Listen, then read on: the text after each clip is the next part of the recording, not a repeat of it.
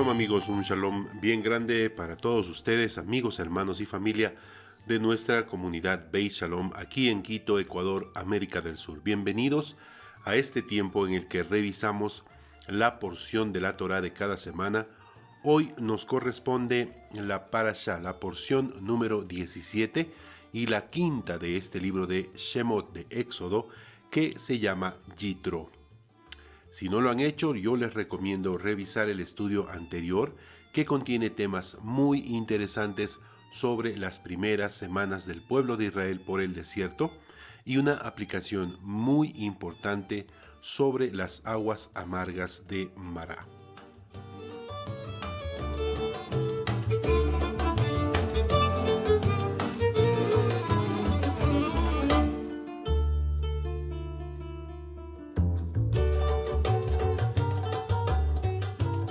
En el estudio de la semana pasada hacíamos las siguientes preguntas.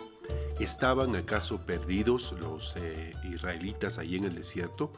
¿Es alguna casualidad que hayan llegado a este lugar de aguas amargas? ¿Qué significa que el agua era amarga? ¿Por qué llegan precisamente buscando agua, pero al encontrarla era amarga? Cuando encuentran el agua amarga, el Eterno le dice a Moisés que tome un árbol, lo ponga, lo eche en el agua y el agua va a endulzarse, a hacerse agua dulce, agua que puedan beber.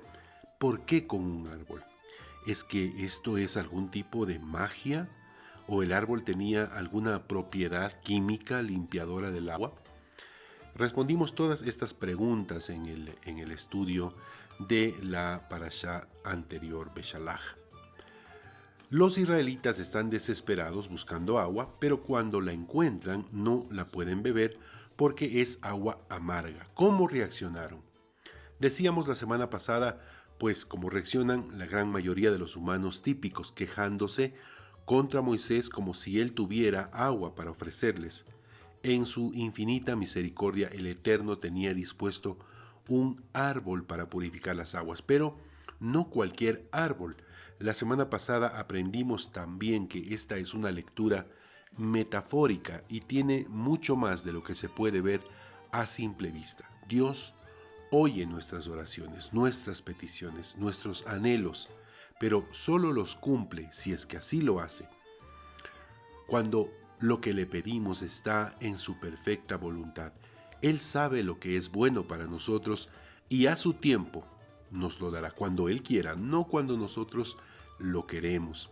Y esta es una lección muy importante que debemos aprender. No hay decretos, no hay manifestaciones, no hay declaraciones, todo está en la eterna y perfecta voluntad de Dios. Entonces, entendemos perfectamente que Dios hace esto, llevarnos muchas veces a un lugar de aguas amargas, hablando metafóricamente, a propósito, para probar nuestros corazones. Como siempre, para el estudio de esta semana, hagamos la revisión general de los capítulos que componen esta porción número 17, llamada Yitro, que va desde el capítulo 18 del libro de Éxodo hasta el capítulo 20, verso 23. Así que vamos a hacer la revisión general. Capítulo 18.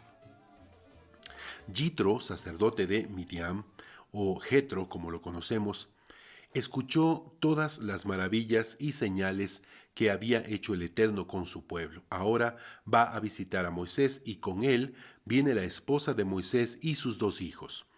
Yitro, al ver el arduo trabajo de Moisés, le aconseja elegir hombres sabios y que no tengan compromisos económicos con nadie para que le asistan en la tarea de juzgar al pueblo. Finalmente, Jetro se despide de Moisés y regresa a su tierra Midian. En el capítulo 19, a los 3 meses de haber salido de Egipto, el pueblo de Israel finalmente llega al desierto de Sinaí, a las faldas del monte, y le dice a Moisés que se va a presentar delante del pueblo. El pueblo va a ser testigo del Eterno, de la presencia del Eterno delante de su pueblo.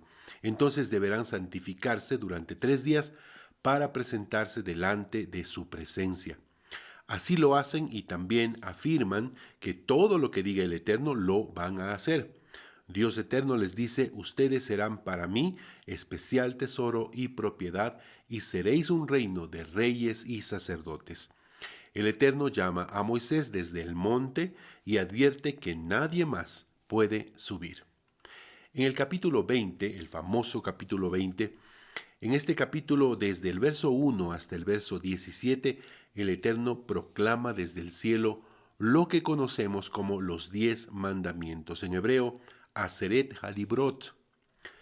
El Eterno proclama estos mandamientos a viva voz. El pueblo está aterrorizado y le piden a Moisés que sea solo él quien hable con el Eterno. Bien, aquí termina la revisión general de esta porción de la Torá. Consideremos ahora algunos aspectos importantes y cómo podemos aplicarlos a nuestra vida espiritual. Como decimos en todas las porciones de la Torá, hay muchos temas muy interesantes para tratar.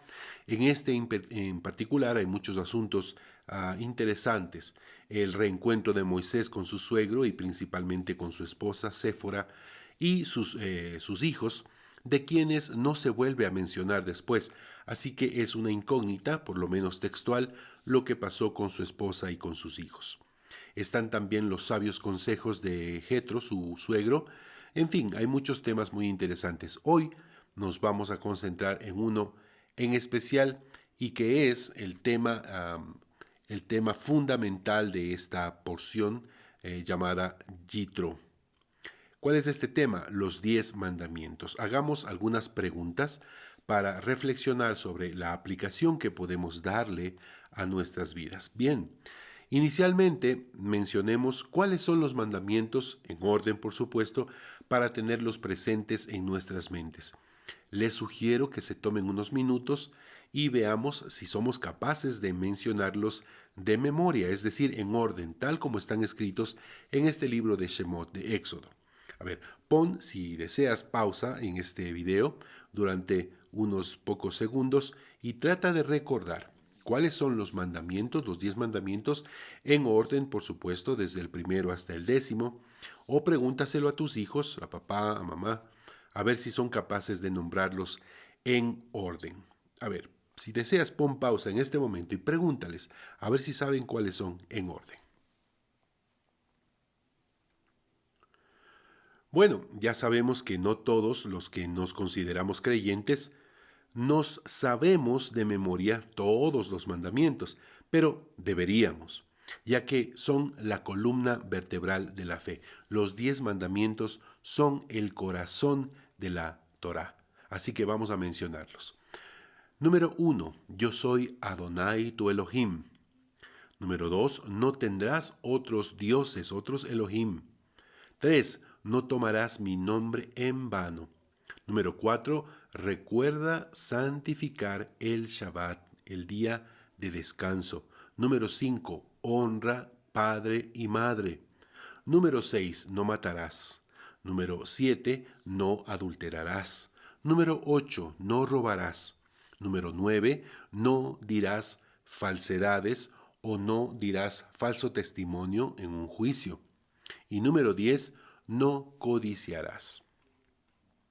Bien, hagamos algunas preguntas para empezar a encontrar aplicaciones a este texto. ¿Por qué son solo 10 mandamientos? ¿Por qué no 12 o 13 o 7? ¿O por qué no 40 mandamientos? En la Biblia, en la Torá, tenemos números que se repiten constantemente y son números que tienen un significado muy especial. Así que, ¿por qué hacer 10 mandamientos? ¿Por qué no 12? ¿Por qué no 40? ¿Por qué no 13? ¿O por qué no 7 mandamientos? ¿Por qué Dios dio estos 10 mandamientos primero y después les dio todas las otras leyes a su pueblo? ¿Es acaso que estos 10 mandamientos son los más importantes? Vamos a dar algunas respuestas a estas preguntas.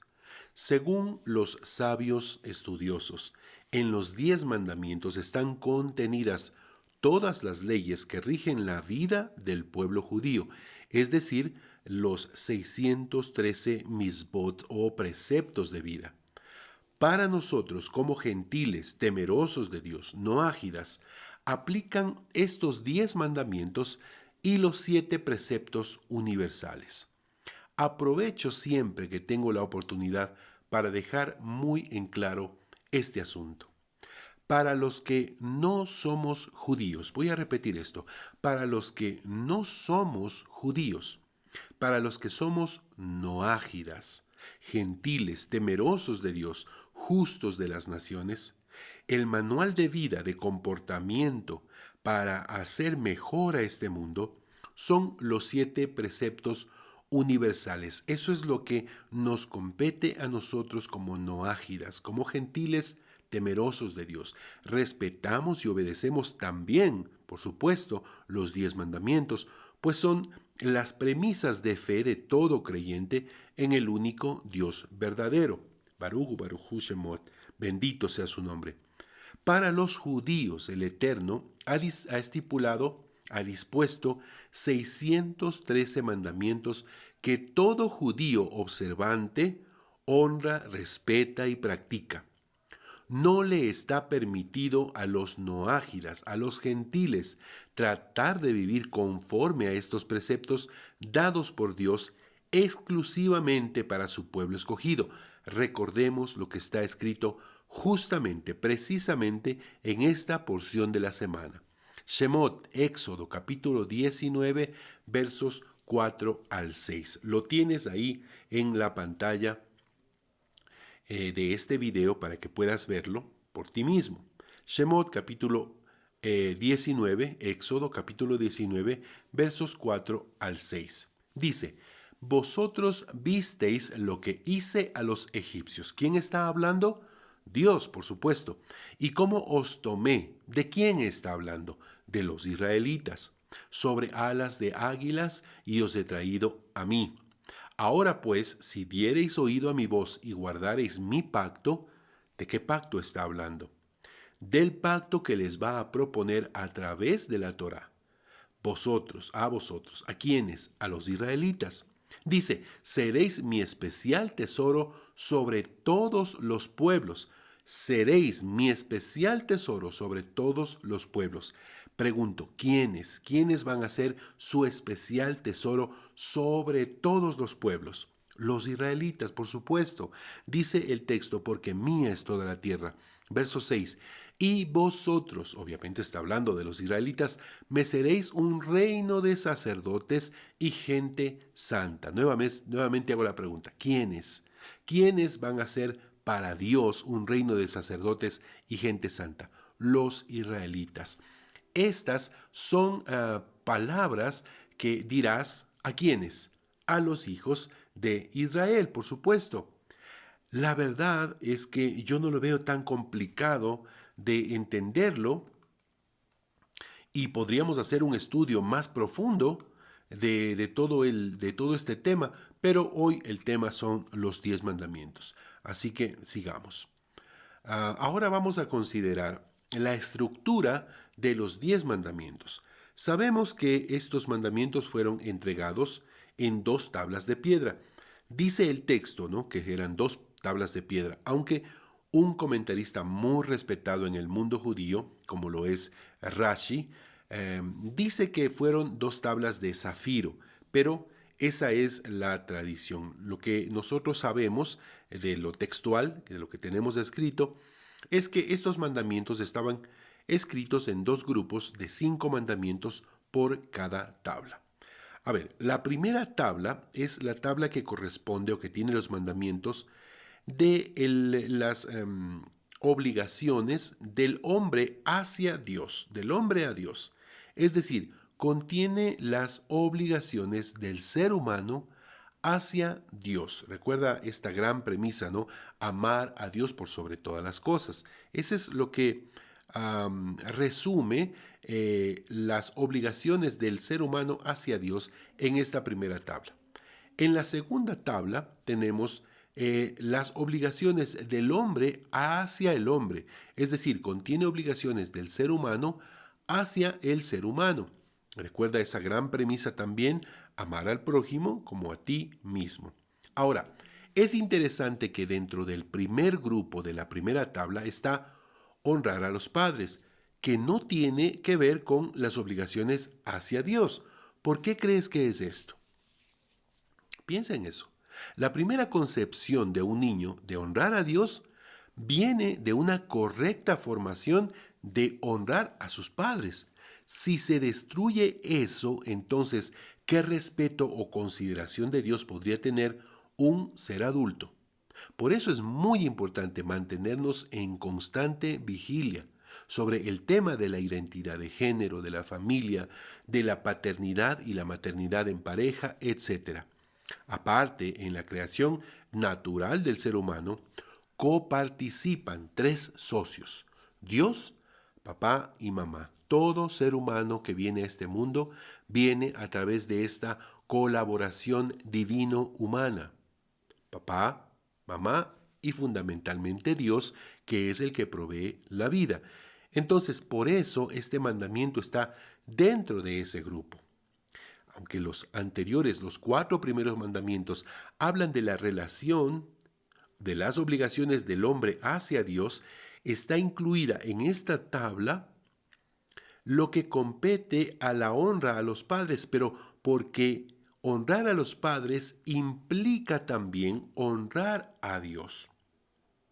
La pregunta que podemos hacer ahora entonces es, ¿por qué estaría en quinto lugar? ¿Por qué no en tercero o cuarto lugar? Bueno, porque es justamente el enlace entre la primera tabla y la segunda tabla, la de las obligaciones del ser humano hacia el ser humano.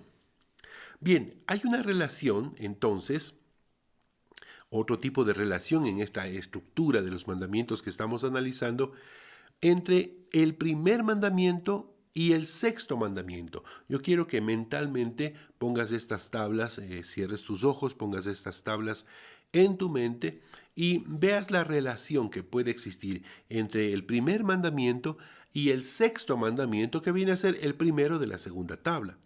El segundo mandamiento y el séptimo, el tercero y el octavo, el cuarto y el noveno, el quinto y el décimo mandamiento. ¿Qué relación podemos encontrar en la estructura de estos mandamientos? Analicemos brevemente estas relaciones. El primer mandamiento es: Dios existe. Esa es la idea fundamental. Y el sexto mandamiento dice: no matar. Ahora, Dios es el que da la vida y el único que puede quitarla.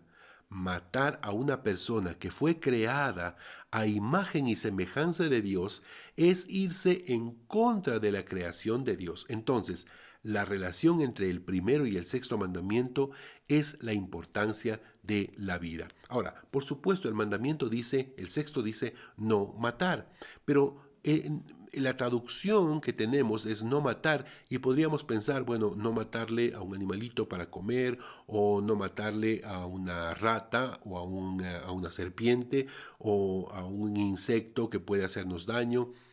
Entonces, ¿cómo es que funciona esto de no matar? Lo que pasa es que el mandamiento original no tiene esa intención. El mandamiento original, el texto original, cuando dice no matarás, dice lo tirsak, que quiere decir no matar, pero con malicia, no asesinar. Esa sería la idea fundamental: no asesinar, no quitarle la vida a otra persona. Bien, el segundo mandamiento tiene, entonces, la importancia, la relación entre el primero y el sexto mandamiento es la importancia de la vida. Muy bien, el segundo mandamiento, ¿qué relación puede tener con el séptimo mandamiento? ¿Qué relación puede haber del segundo mandamiento con el séptimo mandamiento? ¿Cuál sería? Piensa por un momento.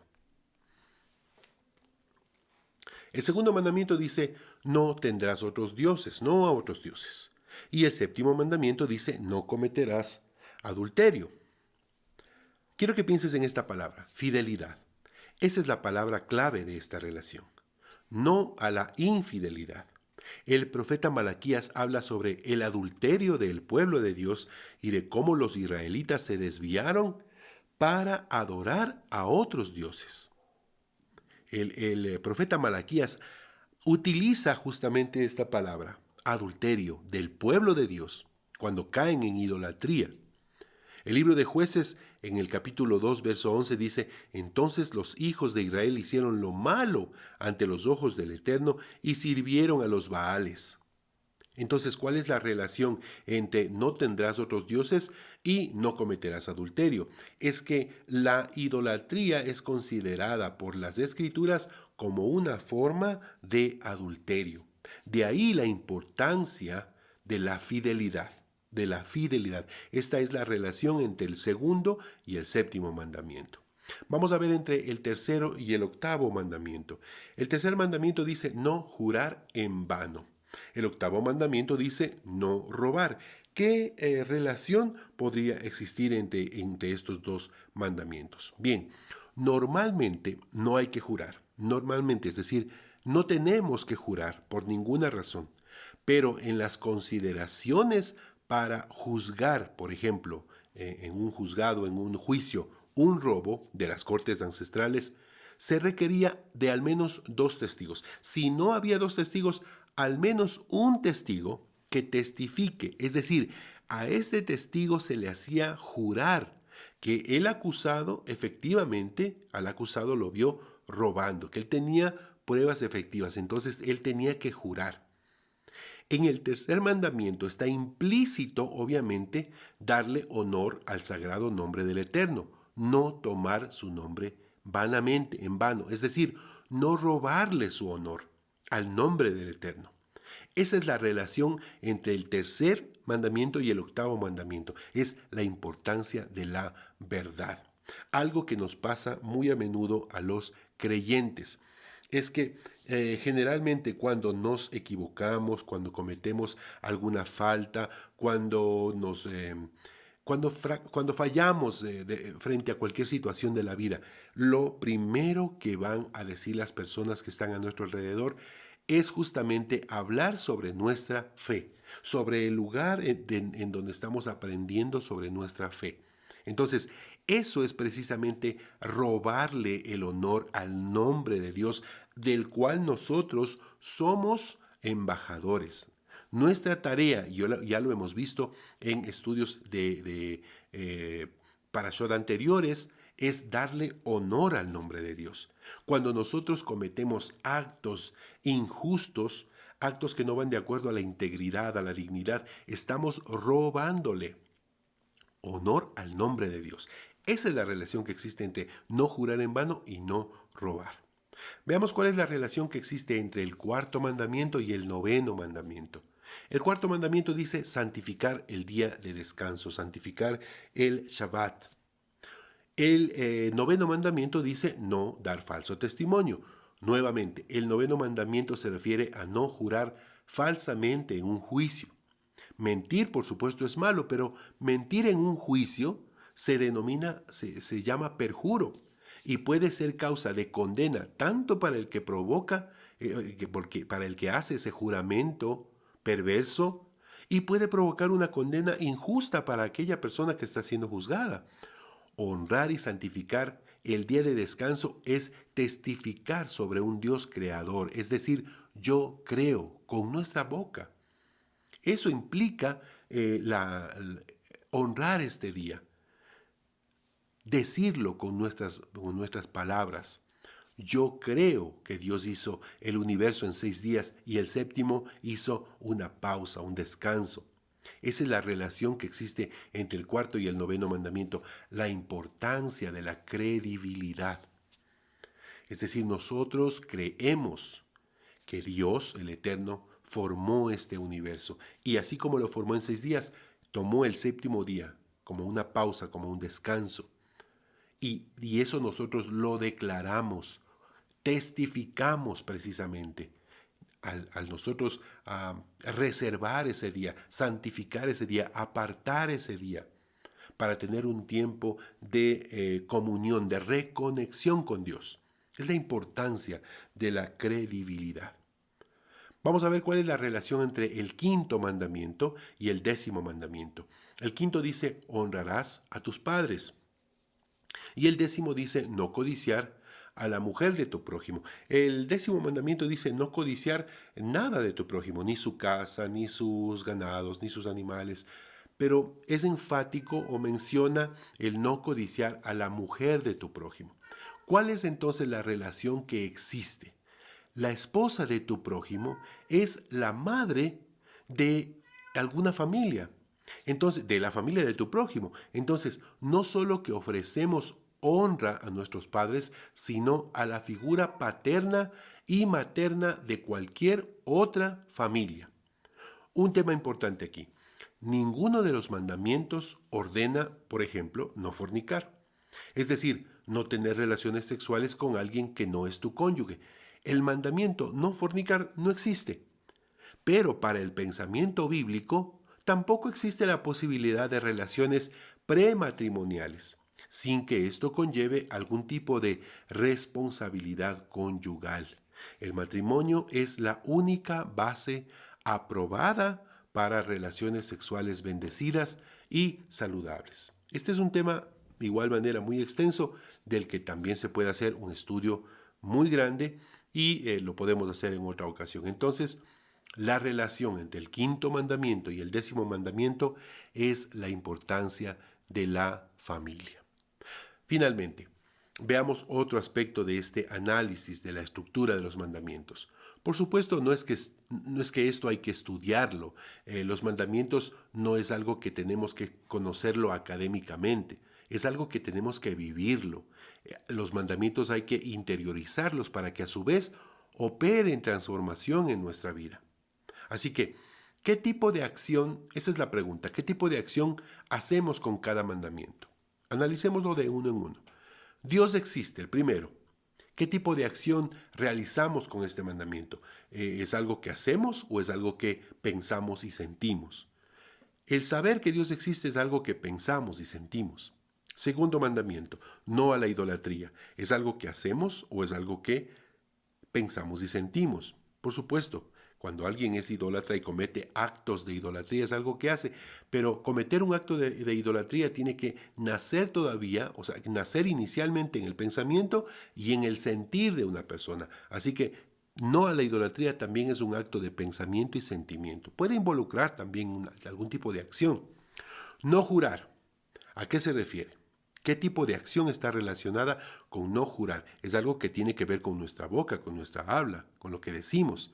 Entonces, no jurar tiene que estar relacionado con una acción de lo que hablamos, del habla. ¿Qué quiere decir, como dijimos, santificar el día de descanso, el Shabbat? Es también algo relacionado con lo que hacemos, por supuesto, porque hacemos cosas en el sábado, en el Shabbat, pero cosas que nos reconectan con Dios.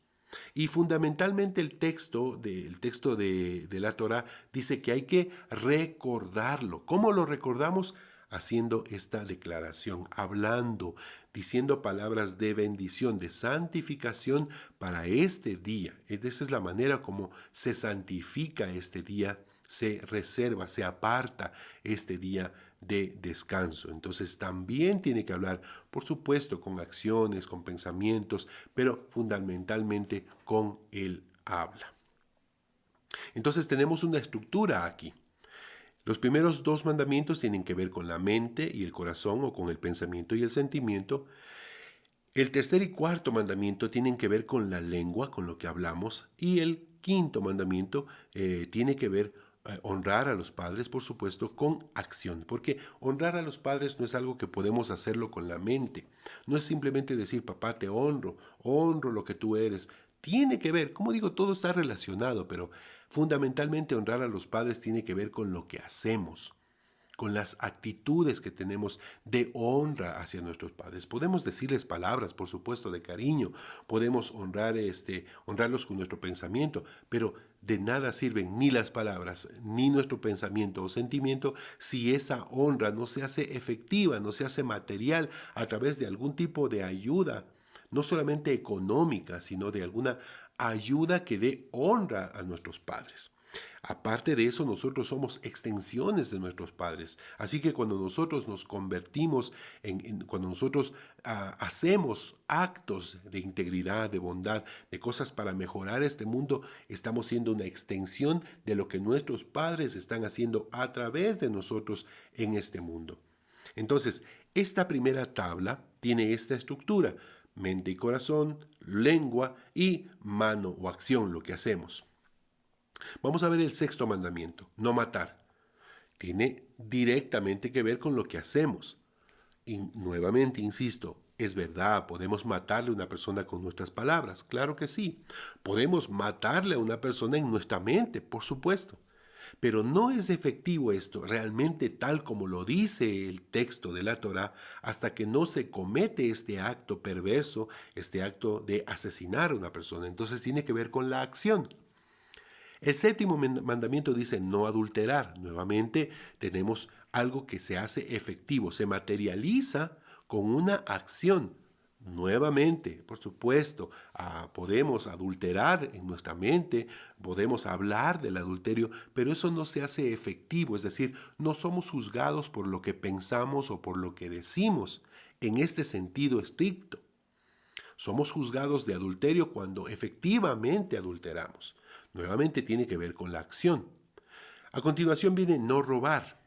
Una vez más se aplica el mismo principio.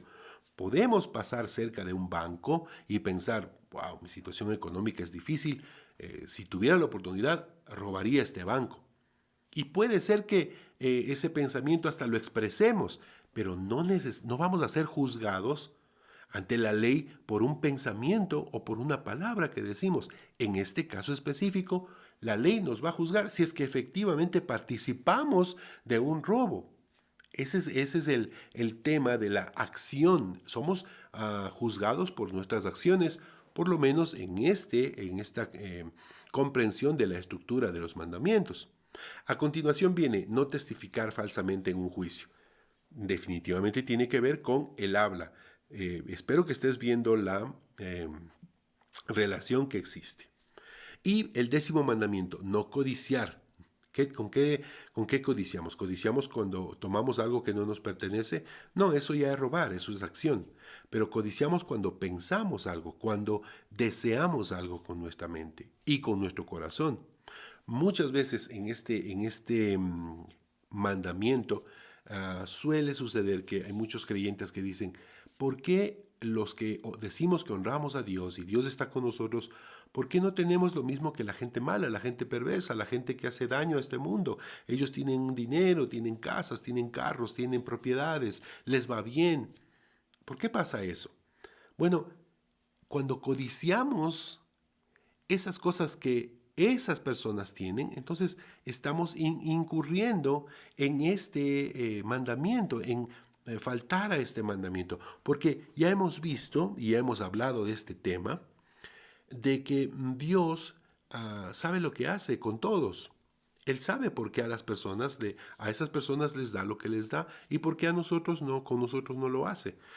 Hemos hablado mucho de este pensamiento, de esta idea, por qué le pasan cosas malas a la gente buena y por qué a la gente mala le pasan cosas buenas. Y hemos dicho que todo es aparentemente. Escucha los estudios anteriores de las parashot anteriores y podrás encontrar respuesta bíblica para estos pensamientos. Bien, entonces, aquí también vemos una estructura desde el sexto mandamiento hasta el décimo, que va en reversa, al revés de lo que fue del primero al quinto. Primero está la acción, luego viene la lengua y luego viene la mente y el corazón o el pensamiento y el sentimiento. Entonces, la Torá, estamos simplemente analizando la estructura de estos mandamientos.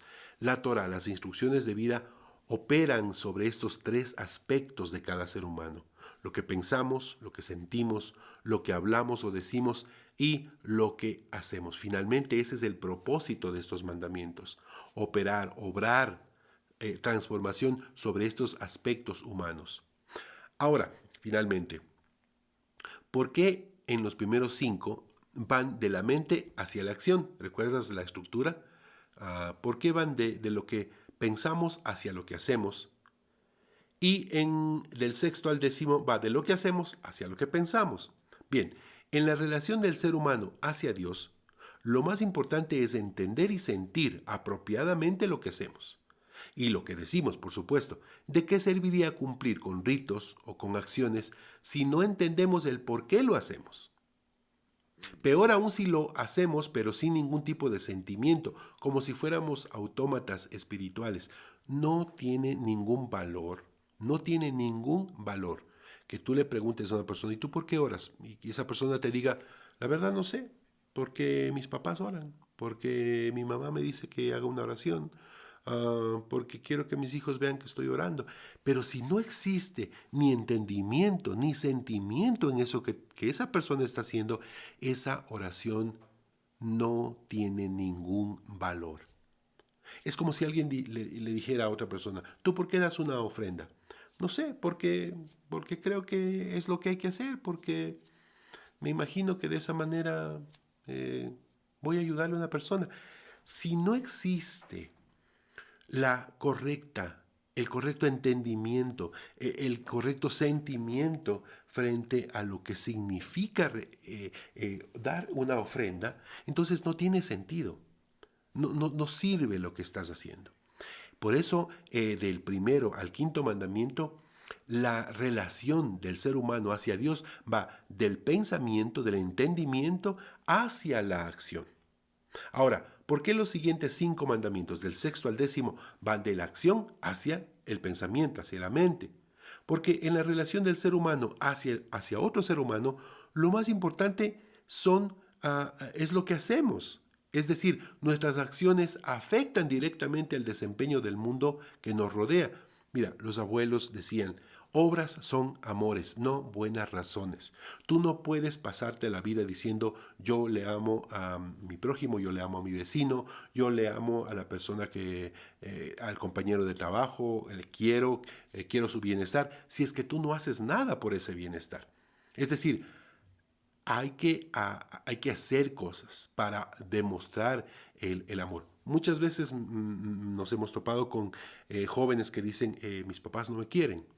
Y cuando les preguntas, ¿pero por qué dices que no te quieren? Bueno, porque nunca me han dicho que me quieren.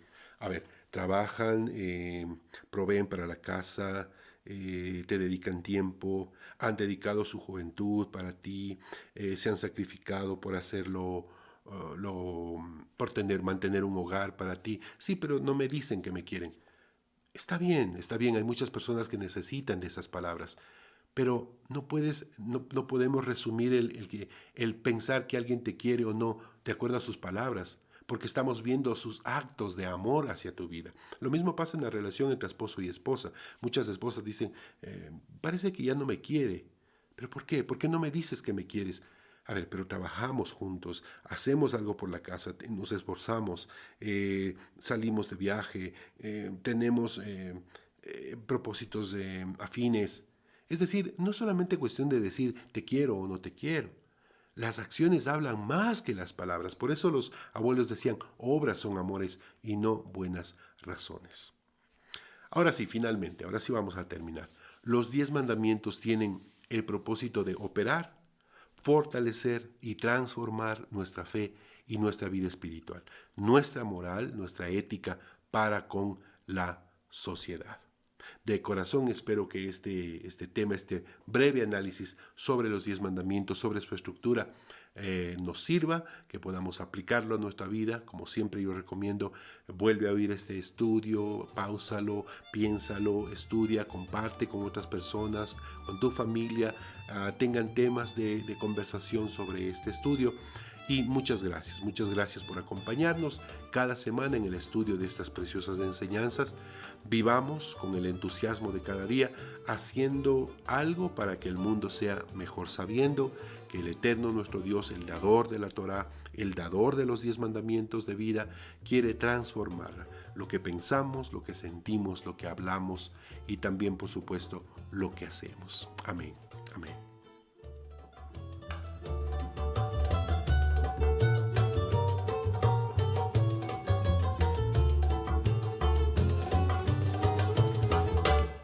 Hemos llegado al final de este estudio, los esperamos para nuestros siguientes programas. Acompáñanos en nuestra próxima entrega y suscríbete a nuestro canal para que recibas todos los materiales que faciliten tu crecimiento espiritual.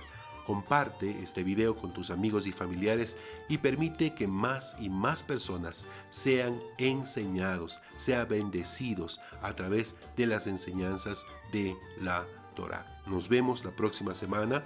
Como siempre decimos, Bezrat Hashem, si el Eterno lo permite, Shalom. Shalom.